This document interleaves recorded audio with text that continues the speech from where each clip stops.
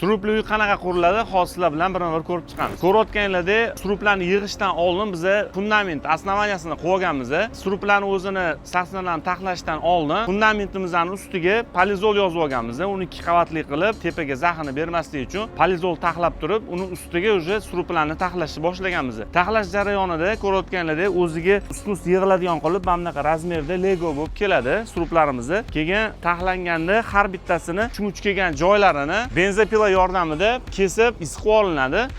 Mana bunaqa o'zini shtirlari bo'ladi. Shtir bilan qoqib bir-biriga ulab qo'yiladi. Bu ulovlar har bitta dovol bilan shu to'qnashgan krestovoy joylarida bo'ladi. Konstruksiya polniy qurilgandan keyin stikli umuman ko'rinmaydigan bo'lib ketadi. Undan tashqari ustma-ust yig'ilayotganda o'zini spesialniy mana bunaqa shuruplari bo'ladi. Bu prujinali qotirilgandan keyin taxta bilan fiksatsiya bo'lib qotadi. Bu taxtaning ichiga yarimigacha kiradi.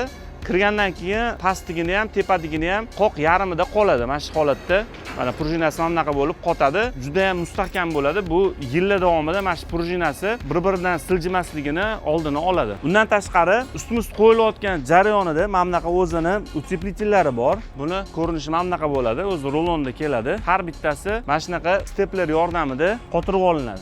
Ustma-ust qo'yganda buni ezib, shu orasidagi proyomni yopib, uteplet qilib beradi. Bundan tashqari etaplari ko'p bo'ladi. Xudo xolisa etap-etap hammasini sizlarga Instagramga joylab, tushuntirib, ulashib boramiz. Bizani kuzatishda davom etinglar.